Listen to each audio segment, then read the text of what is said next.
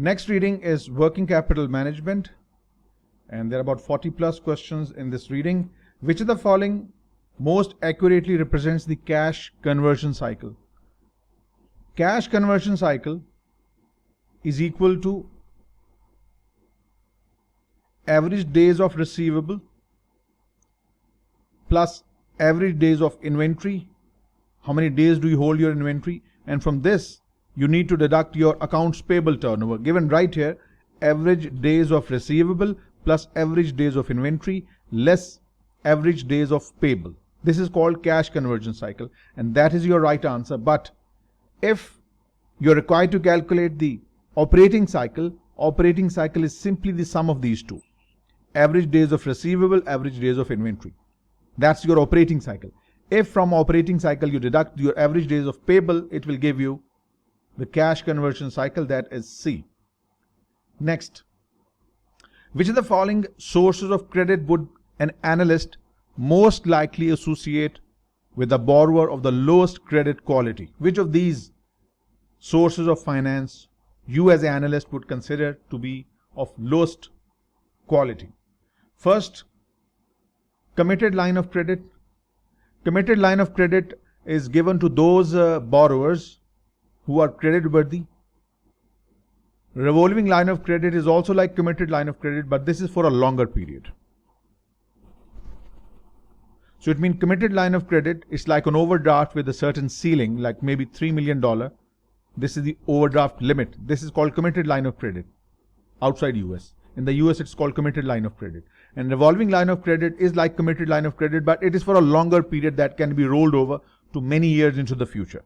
So committed line of credit, it's a good quality source of finance. Revolving line of credit is good as well. But uncommitted line of credit, as the name suggests, firm with lower credit quality, those firms that are not good credit, they may have an uncommitted line of credit, which means the line of credit that has no guarantee from the banker. Banker may refuse to pay funds in the future or may refuse to give this service in the future. So if the company has uncommitted line of credit, this is the one that is riskier. So this will be the one with the lowest credit quality, borrower with the lowest credit quality, uncommitted line of credit. That makes B to be the correct option. Next, assume that 30 days commercial paper security has a holding period yield of 0.8%. So holding period yield is given as 0.80, the bond yield equivalent for this security. We have a formula to calculate the bond equivalent yield. It is equal to holding period yield times 365 divided by maturity days, which in this case are 30 days. You'll simply plug in the numbers. Holding period yield is 0.8% multiplied by 365 upon 30. If you simplify, you should get your result, and it's 9.73. 9.73%, so that makes B to be the correct option. B it is. A high cash conversion cycle. What is cash conversion cycle? We just discussed. Cash conversion cycle is your account receivable turnover in days, your inventory turnover in days, and minus your accounts payable turnover in days. This is called your cash conversion cycle. If this is longer, if it takes more days to convert your cash, more times for account receivables, more time for inventory to turn, and little time you pay your accounts payable quickly, so resultantly your cash conversion cycle will be longer. So a high cash conversion cycle suggests that the company's investment in working capital, you hold more account receivables, you hold more inventory for more number of days, and you pay your payables quickly. Let's say if you hold your inventory for 60 days, your inventory is turned in 70 days, and you pay your suppliers within 10 days. What does it mean? Your cash conversion cycle is 120 days. And it suggests that you have significant, substantial investment in receivables and inventory. So we can say that if the cash conversion cycle is longer, if it's high, the company has too high investment in working capital. A cash conversion cycle that is too high means that the company has excessive investment in working capital, and when we say working capital, that is your account receivables and your inventory. Next, so that makes B to be the correct option, too high. Next, A 91-day treasury bill has a holding period yield of 1.5%. What is the annual yield of this T-bill on bond equivalent basis? We just discussed the formula. Bond equivalent yield is equal to holding period yield, that is 1.5%, multiplied by 365 divided by days to maturity. If you simplify this arrangement, you will get your final result, and it's 6.02%. That makes C to be the correct option. Which yield measure is the most appropriate for comparing companies' investments in short-term securities? We may have different types of short-term securities. So in order to compare them, when you compare things, you have to bring them on some common basis.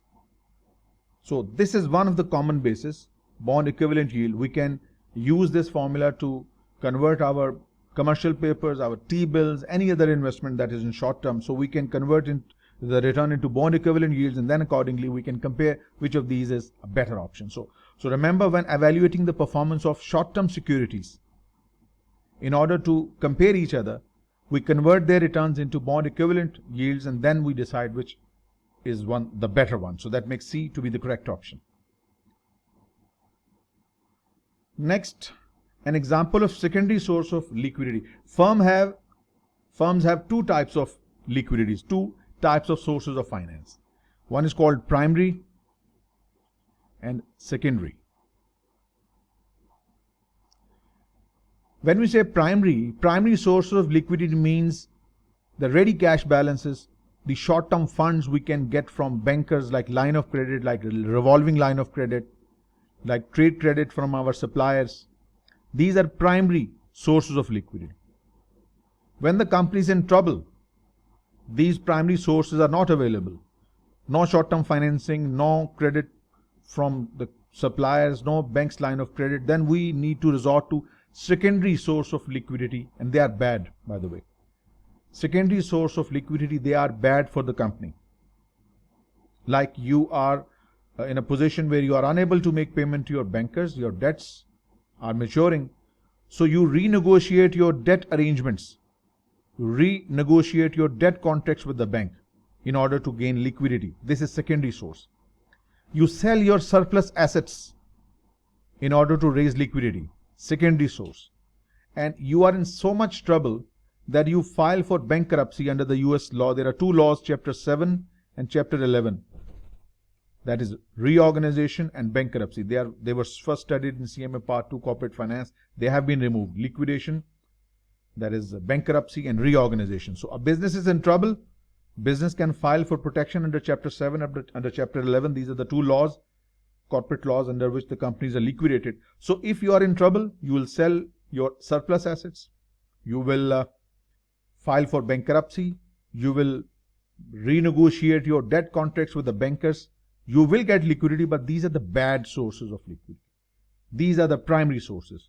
Short-term funding, credit arrangements with the suppliers, line of credit, revolving line of credit, good cash flow management. So the example of secondary source of liquidity, negotiating debt contracts, A is the right answer. Next,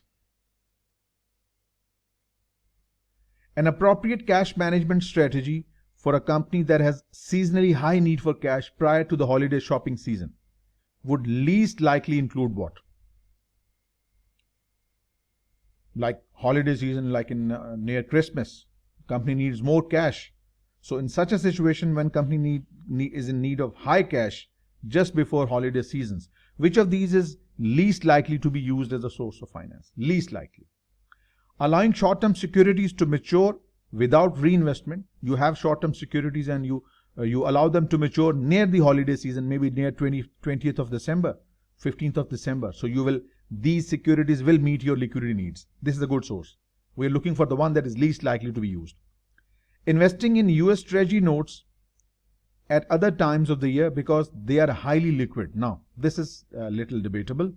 Treasury notes have maturities of between 2 to 10 years. Thus, having maturity longer than what our cash requirements are, it's not suggested. As we discussed in the previous lecture, that your current requirements must be met through current assets. These long-term investments will take time to mature, will put you in cash or difficult liquidity position. This is not recommended. Borrowing funds through bank line of credit, yes, you can arrange a bank line of credit, and whenever there is a surge of cash needs, so you can use this arrangement with the banker. So A and C are recommended because they are easily available, but these are long-term investments and not readily convertible into cash. So that makes B to be the correct option. Investing in US Treasury notes at other times of year because they are highly liquid. T-bill will be fine, but T-notes, they have maturity up to 2 to 10 years. Next, a firm has average days of receivables outstanding of 22 compared to an industry average of 29. In your firm, in your company, your customers pay on 22nd day. That is the average payment period. Your customers pay you on average of 22 days, whereas the industry average is 29. An analyst would most likely conclude what? Your customers are paying you more frequently. Your customers pay you on 22nd day, whereas in the industry in which you're operating, the average time is 29 days. Now, which of these is the correct option? What's most likely conclusion you can draw?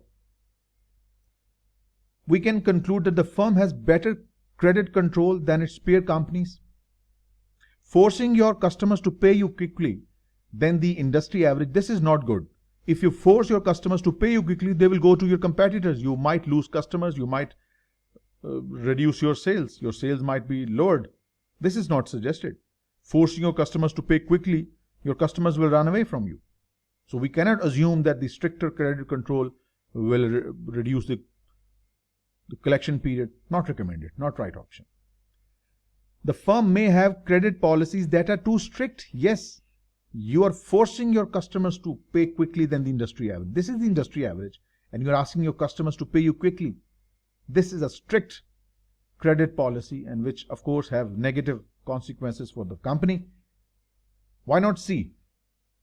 The firm has lower cash conversion cycle than its peer companies. We cannot conclude from these just 22 days, because in order to calculate cash conversion cycle, you need account receivable turnover in days, you need inventory turnover in days, right? And you need account payable turnover in days. So we just from account receivable turnover, we can't assume. This is too much assumption. We cannot conclude this. So this is incorrect. So the correct option is B. You need to weigh every option before you go for the right answer. That's B. Right, next. Compared to the prior period, a firm has greater days of receivables. Like for example, first your customers used to pay you after 20 days, now they take 30 days to pay you. Now if the customer delay paying you, the effect on the cash conversion cycle and operating cycle would be, operating cycle is simply equal to account receivable turnover in days plus inventory turnover in days. Cash conversion cycle is account receivable turnover in days plus inventory turnover in days minus accounts payable turnover in days. So if your account receivable turnover has increased, let's say from 20 to 30, it will increase your operating cycle and it will also increase your cash conversion cycle. So both of these would increase. So without doubt, we get the right answer. It is C. The quick ratio also called the asset test ratio, it is equal to current assets less your inventory less your prepayments. Remember, sometimes you omit prepayments. Prepaids are also deducted from current assets in order to find your quick assets or liquid assets. So current assets minus inventory minus prepayments upon current liability. This is called your quick ratio or asset test ratio. The quick ratio is considered as a more conservative measure of liquidity than the current ratio. Yes, because current ratio is equal to current assets upon current liability. So we deduct inventory and prepayments in order to calculate quick assets, and then we calculate the quick asset as a fraction of current liability. It is a more conservative ratio. So what is specifically excluded? Because the quick ratio excludes inventories which are not necessarily liquid. Correct. This is a correct statement. Short-term marketable securities, no. Only inventory and prepayments, wrong. Account receivables, no. Account receivables are a part of current assets as well as quick assets. So BC are not correct. Only A is, and A it is.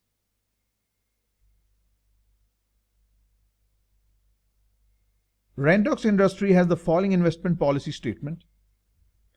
Rendox Industry has the following investment policy statement. In order to achieve safety and liquidity, these two things we need when we make investment, safety and liquidity.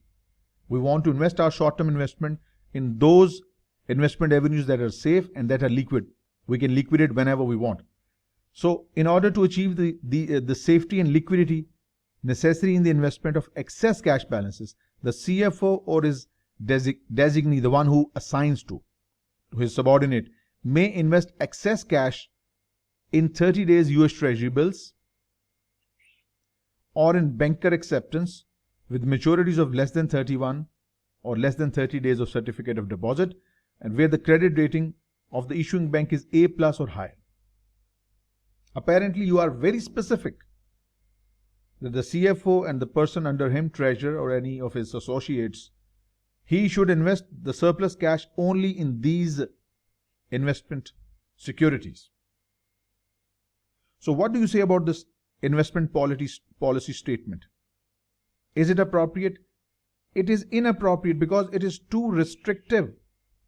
You should give some flexibility to the CFO, the treasurer, who should make the right decision. A policy statement should focus on meeting the specific safety and liquidity needs. It should also allow the flexibility. Some discretion must be given to the treasurer to make investments. This is too restrictive. This is the right option. It's too restrictive. It's inappropriate because both bankers' acceptance and certificate of deposits are illiquid. No, they are highly liquid investments. We discussed yesterday. Wrong. They are appropriate because these are all safe, liquid securities. Yes, they are safe and liquid, but we need to give some level of discretion to our investment manager as well. We can't just tie him up where he has no flexibility in making decisions. So that is incorrect. So the right option is that the policy is too stiff, it's too restrictive. A is the right answer. Which of the following forms of short-term financing is typically used to facilitate international trade? Overdraft and line of credit, this is available locally to all firms. Commercial paper, available to large firms that have good credit history. Yes, it's the banker acceptance that is used in international trade. Let's say we have an exporter based in Pakistan and we have a US-based importer. The US-based importer wants to buy something from Pakistan-based exporter. They don't know each other, so they can't trade. They don't trust each other. So the Pakistani exporter who wants to sell, he will ask the US importer to open a letter of credit in his favor. So this importer will go to his bank, let's say Wells Fargo. I like this name, by the way.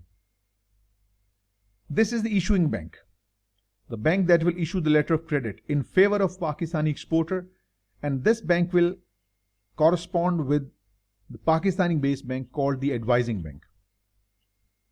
Under the specific letter of credit arrangement, goods will be delivered to the US importer. Now the Pakistani exporter must meet certain terms specified in the letter of credit. When those terms have been specified, the Pakistani exporter, he will draw a document which could be a bill of exchange, which could be a promissory note, which could be a draft, whatever specifically required, specifically exactly required in the letter of credit. If there is just a little deviation, the documents are rejected. So make sure specifically what is needed. So those documents under the LC are to be approved by the issuing bank. Once approved for the payment, once accepted by the payment, they become banker acceptance. They become highly liquid investments and they can be discounted in order to gain liquidity. So remember, banker acceptance is one of the ways that are used to facilitate international trade. So that makes A to be the correct option. Compared to the prior year, Chart Industry has reported that its operating cycle has remained relatively stable. Operating cycle has remained stable, let's say, in all these three options, while its cash conversion cycle has decreased. Your operating cycle is the same. Let's say represent it with this red color circle. This is your operating cycle and it is of the same size because it is relatively same in all these conditions. But it says that your cash conversion cycle has decreased. What is cash conversion cycle? It's operating cycle minus accounts payable turnover in days. If you deduct account payable turnover in days from your operating cycle, you get your cash conversion cycle. So it says that your cash conversion cycle has shrunk. Let's see in which of these cases account payable is being delayed. That will result in lower cash conversion cycle. First, it says that improved inventory turnover. If inventory turnover has improved, it will affect operating cycle and conversion cycle in the same way, so there won't be change in cash conversion cycle. We are looking for an arrangement in which cash conversion cycle becomes shorter. So if your inventory turnover has improved, it will affect both, not one. The question says operating cycle is of the same length, but your cash conversion cycle has shortened. So this is not helping. It is affecting both. The firm is relying more on suppliers for short-term liquidity. The firm has increased its account payable turnover. When you increase your accounts payable turnover in days, your cash conversion cycle will be shortened. For example, you take 60 days to hold your inventory in the stock. Your average account receivable turnover in days is, let's say, 50. 60 plus 50, 110. And out of this, you take 70 days to pay to your supplier account payable. You're using your accounts payable, your supplier as a source of finance. Resultantly, as you can see, your cash conversion cycle will be much shortened now. Just 40 days. So this is the reason. When you delay paying to your suppliers, your cash conversion cycle will be shortened. You will have surplus liquidity. The cash conversion cycle will be shorter in days. This is the right option. Is paying its bills for raw materials more rapidly. When you're paying your bills more rapidly, your cash conversion cycle will like, for example, instead of paying after 70 days, you're paying on every 10th day. 60 plus 50 less 10. See, you have your cash conversion cycle 100 days. This way, the cash conversion cycle will become longer. Wrong. So it means the correct option is option B. When you delay paying to your supplier, you will have more cash at your disposal, which is good for your liquidity. Next question, number 15. Liquidating short-term assets and renegotiating debt agreements are best described as what?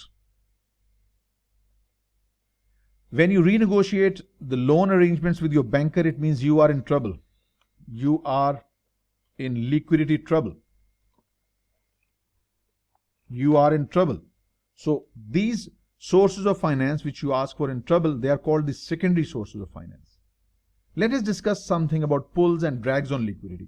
What are pulls? Pulls and drags on liquidity. These are very bad strategies for working capital management. Pull on liquidity means, pull or drag on liquidity means you collect your cash as late as possible and you pay as frequently as possible. Pull on liquidity means you, instead of paying to your supplier on 30 days, you pay in 10 days. This is pull on liquidity, which is bad. And drag on liquidity means your customers should pay you in 60 days, but you ask them for payment after 100 days, which is very bad. You're doing totally opposite to what you should be doing. You are delaying your collections and you are speeding up your payments, and you will definitely be in trouble. This is a very bad approach. Pulls and drags on liquidity. This will put you in trouble, in liquidity crunch. Not recommended. This is, of course, in a troubled business, will sell surplus assets, renegotiate debt agreements with the bank. This is called secondary source of finance. And primary sources of finance for liquidity, I said, these are the sources called, like, you get credit from your suppliers, lines of credit, revolving line of credit, committed or uncommitted line of credit, right? So these are primary ones. The examples given here for the secondary ones, so that's why B is the right answer. B is the correct option. Next, which of these two statements are correct or incorrect? In recent staff meeting, David Hurley stated that analysts should understand the financial ratios mean little by themselves. Financial ratios themselves do not mean anything unless they are compared with something. He's right. He advised his colleagues to evaluate financial ratios carefully. During the discussion, he made the following statements, and we need to see which of these statements are correct. Statement 1. A company can be compared with others in its industry by relating its financial ratios to industry standards. Norms mean standards. That is perfectly fine.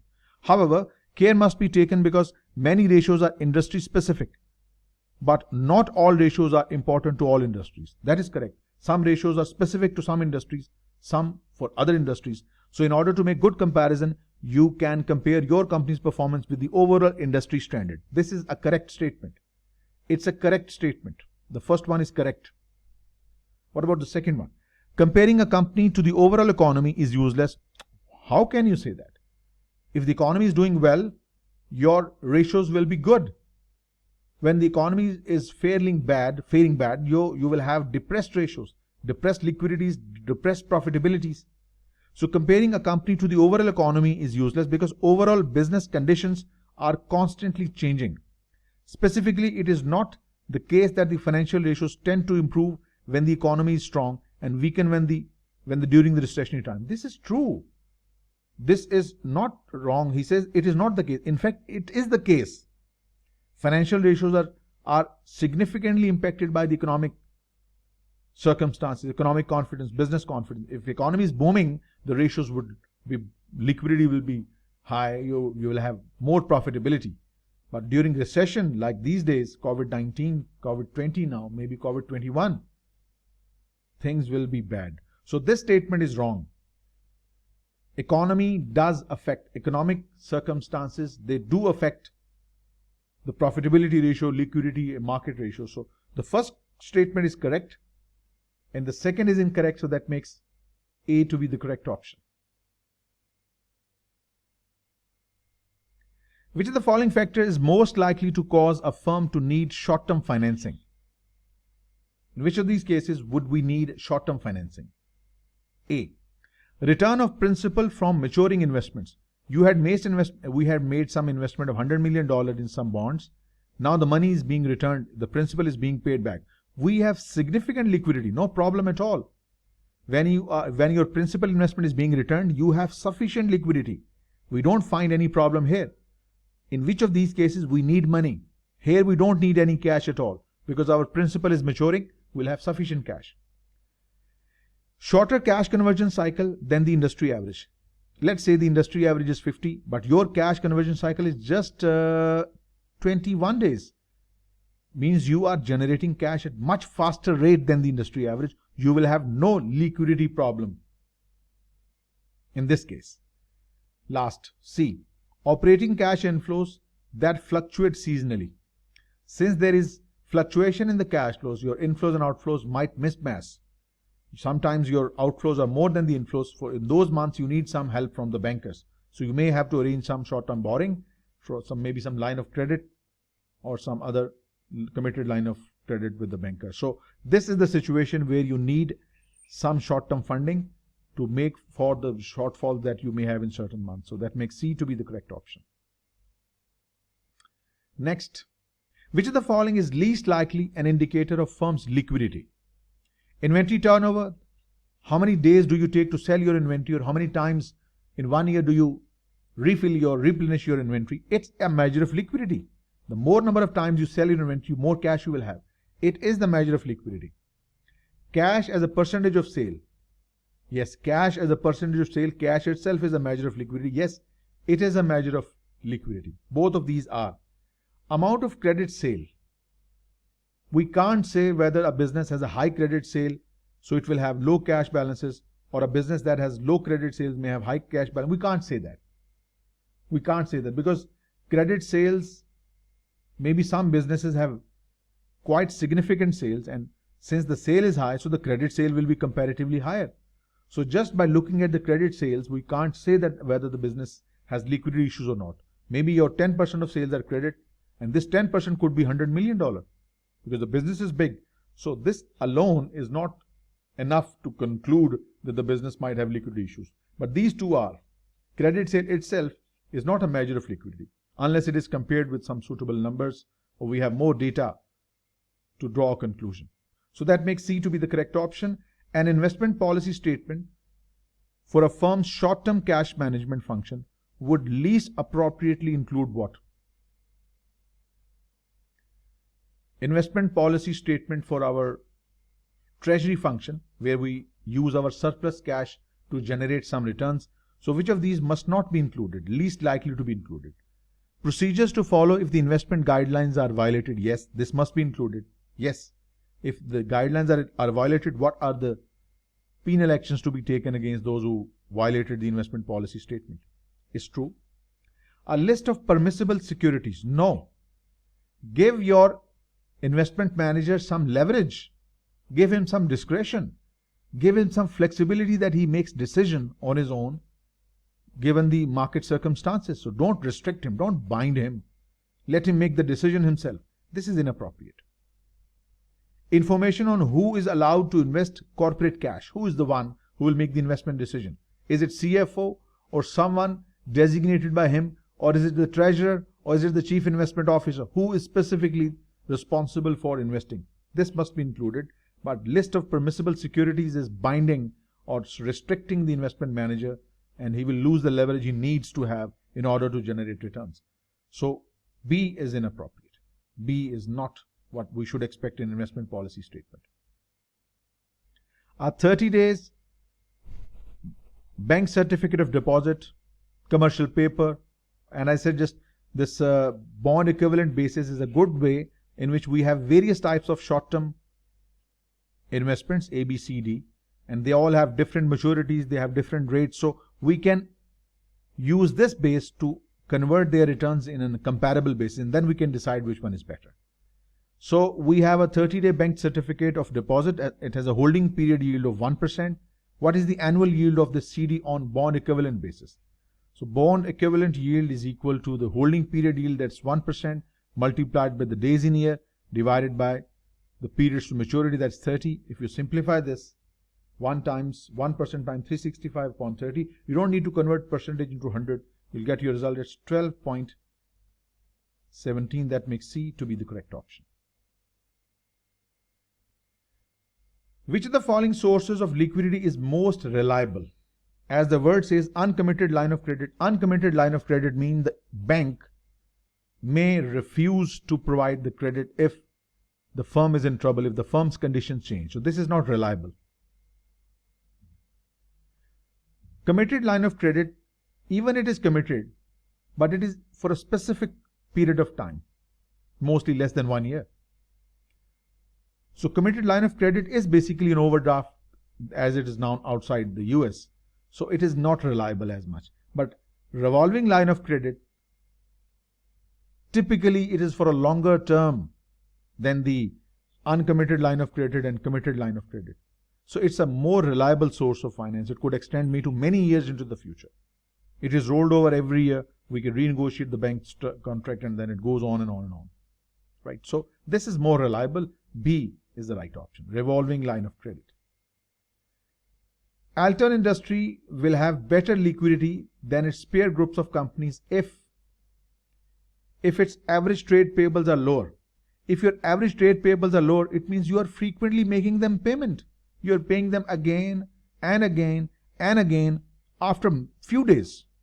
When you pay your accounts payable frequently, you have lower accounts payable, you will be in trouble, your liquidity will be low. This is not a good approach. Delay as much as you can without damaging your relationship with your vendors. Your receivable turnover is higher. Yes, your receivables pay you more frequently. Your receivables turnover is higher than the industry, means your receivables pay you more frequently than the industry average. So you will have better liquidity than the groups in your company. Quick ratio is lower. Having a lower quick ratio means you have less quick assets compared to your liabilities. So this is bad. So if your receivable turnover is higher than the peer group, you are in much better position. But if these two A and C are there, then it means your conditions as for liquidity is worse off than your peers or your competitors in the industry. So that makes B to be the correct option. An analyst computes the following ratios for Iridescent Carpeting Incorporated and compares the results to the industry average. Current ratio is 1.8 times, R is 2.3, which is good. Net profit margin, we are doing not good. Return on equity, not good. Debt to equity, our leverage is better. Industry average is quite high, but we are doing better than industry. Times interest earned, this is the interest rate coverage, also called how many times we can pay interest out of our remaining earnings. So this is better. What exactly do we need to look for? Based on the above data, which of the following can analysts conclude? Iridescent Carpeting, this one, has better short-term liquidity than its competitors. Liquidity is measured through current assets upon current liabilities, called current ratio, and it definitely is better than the industry. This is true. Your liquidity is better than the industry average. This company is most likely a younger company than its competitor. There is absolutely no reference to age of the business. We can't say. This is totally a ridiculous option. Company has stronger profitability than its competitors? No. Profitability as regard to net profit margin and return on equity is lower than the industry average, so we can't say that. This is not correct. So the correct option is A, and as you can see, A is your result. Pierce Motor Company has an operating cycle of 150 days. Operating cycle means your accounts receivable turnover and your inventory turnover. It takes about 150 days for your inventory to sell and from you need to the time you take your customers take to pay you back. This is called your operating cycle. If you deduct your accounts payable period from this, you get cash conversion cycle. So PS Motors Company has an operating cycle of 150 and cash conversion cycle of 120. And the difference between these two, as you can see, is 30. It means you take 30 days to pay to your supplier. While Dunhill Motor, let us write this in comparative terms. We have two firms, PS Motors and Dunhill. We have been given the operating cycle OC. It's 150 for Pierce and it's 140 for Dunhill. Cash conversion cycle, I write CCC. It is 120 for Pierce and it's 125 for Dunhill. So the difference between these two, 40 and 15. This gives you your accounts payable turnover in days, or accounts payable payment period, average payment period. It means Pierce pays its suppliers after 40 days, whereas Dunhill pays more frequently after 15 days, right? Because the difference between operating cycle and cash conversion cycle is your account payable payment period. So what we can conclude, average days of inventory for Dunhill is less than for Pierce. Data doesn't support. We have been given the full operating cycle. We can't split it up. Wrong. We can only conclude about account payable. We can't say about your inventory or accounts receivable separately. Average days of payable for Dunhill is less than for Pierce. It takes 15 days to pay. More frequently, it takes 40. This is true. Average days for payable for Dunhill is lower than the Pierce. That's correct. We don't need to look any further. B is the right option. Now, a company has just received 5 million shipment from a supplier. Its terms of trade are 215 net 30, means you have, if you pay within 15 days, you are given 2% off, 2% discount. Otherwise, you will have to pay the full amount on 30th day. It has access to a line of credit with an annualized cost of 9%, right? The best short-term financing strategy is to do what? What should we do? Let us first calculate the cost of not taking discount. One is the CMA approach, another is the CFA approach. Of course, CFA approach is more accurate. In CMA, what we do, the formula we use is we take the discount percentage upon 100 minus discount percentage into days in year, which are normally taken as 365. Upon payment period is 30 days and the discount period is 15 days. So if you calculate this, plug the numbers, discount is offered 2%, 2 upon 100 minus 2%, 98%, multiplied by 365, divided by 30 minus 15, 15. Now if you simplify this, 2 by 98 times 365 upon 15, it will give you 49.65%. If you delay the payment to your supplier and pay on 30th day, it's like as if taking a bank loan at 49%. This is a very huge rate of interest. Huge rate of interest. So you must pay within 15 days or on 15th day. Delaying the payment by next 15 days is like borrowing from a bank at this much huge cost. This is called cost of not taking discount, right? Now let us do this for the CFA level 1. For this we have a formula that takes in an annualized approach, 1 plus discount percentage upon 100 minus discount percentage, that is 98%, raised to the power 365 upon days for the payment and the discount period, 30 minus 15, that is of course 15. Whatever the result comes, you need to deduct it from 1, and this will give you your final cost of not taking discount. So it's going to be 1, 2 upon 98 plus 1 raised to the power 365 upon 15. And from this you need to deduct 1. It gives you 63.49% expressed in percentage. So cost of note taking discount in CMA would be 49.65 and cost of note taking discount is 63.49. Let's say borrowing money with this high interest rate from the bank. Would you ever take loan at this rate? Of course not.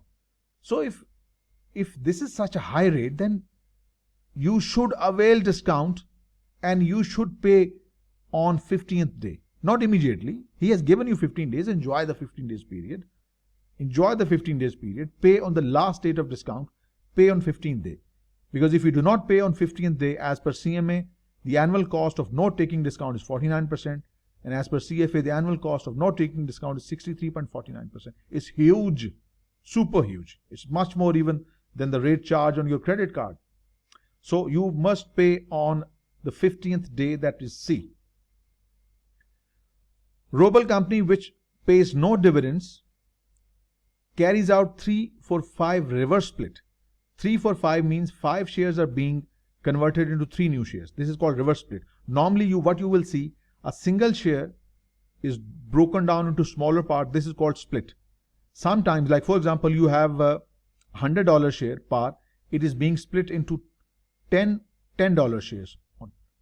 This is called split. Sometimes it is done in reverse order. We take small denomination shares and we combine them to make a larger share. Just like you have a 1000 rupee note, you convert it into 10 100 notes, or this is called split, or you can do it in reverse order. You have $10 $100 or 100 rupees note, you convert them into 1000 rupees, right? This is called reverse split. This requires no journal entry. It will affect your equity in no way. It is just that the denomination, just like you have 1000 rupees, whether it's a single currency note or whether you have 10 currency note of 100 rupees each, you still have 1000 in both cases. So if it is done, how will this transaction affect Roble's forecast for its net cash position? It has no effect on cash at all. It is simply the shares are being, denomination of share is being changed. It's not that you are selling share. There is no cash involved. No effect on short-term forecast, but less net cash. There is no less or more cash. There is no impact at all. More net cash, no. No effect, because this transaction does not affect future cash flow. It is simply that a larger share, smaller shares are being converted to a single large denomination shares. It will involve no cash inflow or outflow. Right, so that makes C to be the correct option. In reviewing the effectiveness of companies' working capital management, an analyst has calculated operating cycle and cash conversion cycle for the past 3 years. Operating cycle from 55 to 60 and from 60 to 62. It's increasing, not good. And your cash conversion cycle 27 to 30 to 32. It is not good as well. Your cash conversion cycle is increasing in size. Your operating cycle is increasing in size. So what can we conclude? The trend in the operating cycle and cash conversion cycle most likely indicate slower collections of receivables. Slower collection from receivable. Improve liquidity, this is impossible. Liquidity, when the cash conversion cycle and operating cycle, they are increasing in number of days, it is deteriorating liquidity, not improving. Now there might be a conflict between A and C. Let us see if the difference between operating cycle and cash conversion cycle is taken. It represents the time that you take to pay to your accounts payable. So 55 less 27 gives you 28 days. It means you take 28 days to pay to your supplier. Then you increase it to 30. Then you raised it to 30 again. 30. So stretching payable. Yes, you have stretched your payable in 2006, 2007, then stopped. So apparently it looks that we first used to pay after 28 days. Then we started paying up after 30 days. So it's not a continuous stretch. There was a little stretch of 2 days, then it stopped. So this is not the right option also. What we can conclude that slower collection of receivables, since we are delaying our payment collection from our customers, resultantly your cash, your operating cycle is increasing in number of days. This is the only conclusion we can draw. Slower collection from your account receivable. This is what will result in in longer cash operating cycle as well as longer cash conversion cycle. Both are becoming longer. It means your receivables are paying you less frequently now. A. Slower collection for receivables. Which of the following sources of short-term liquidity is considered reliable enough that it can be listed in footnotes to firm's financial statement? Which of these sources of finance is reliable? That's the question. Which of the following sources of finance is reliable? Revolving line of credit, as we discussed, is a line of credit that is typically for a longer period of time, and it involves an agreement with the banker that this arrangement can be rolled over into the future period up to a specific amount. This is more reliable. Factoring agreement, this is when you have receivables, you sell your receivables to overcome your short-term liquidity. So factoring of receivables, it is a source of finance, but this is not a very reliable one. We are looking for the one that can be listed on footnotes. So factoring arrangement, we don't normally list on the footnotes because this is not a reasonable or reliable enough source of finance. Only a revolving line of credit amongst these is. Uncommitted line of credit, no. Uncommitted means the banker can refuse to lend money anymore because maybe the company's conditions have deteriorated. So the only source of finance that is reliable and can be reported in the footnotes of financial statement is this one, dependable one, A. Revolving line of credit. The condition that occurs when company disburses cash too quickly, when you pay your suppliers too quickly, paying it quickly, like first you used to pay to your suppliers after 30 days, now you have started paying after 12 days. Of course you won't, but if you do that, this will put your liquidity in trouble. So paying your payables quickly, this is called pull on liquidity. First you used to make the payment after 30th day, now you're paying after every 12th day. This is pull on liquidity. Liquidity will be taken away from your business. Drag on liquidity is that first you used to collect from your receivables after 45 days. Now they take about 63 days to pay you. Drag on liquidity means your customers are paying you less frequently now. They take more time to pay you. So pull on liquidity, bad, because first you used to pay after 30 days, now after 12 days. And drag on liquidity, your customers are delaying the payment. This is bad as well. The question specifically asked, the condition that occurs when company disburses cash too quickly. Disburses mean pays too quickly, stretching the company's cash reserves. It is pull on liquidity. That makes A to be the correct option. Yields on firms' investments in short-term securities for comparison purposes. For comparison purposes, bond equivalent yield. Which formula have we been using repeatedly? Is holding period return or holding period yield multiplied by 365 upon days to maturity. So that's what we have been using frequently. This is what we use to compare different short-term investments so as to decide which one to invest into. So that makes A to be the correct option.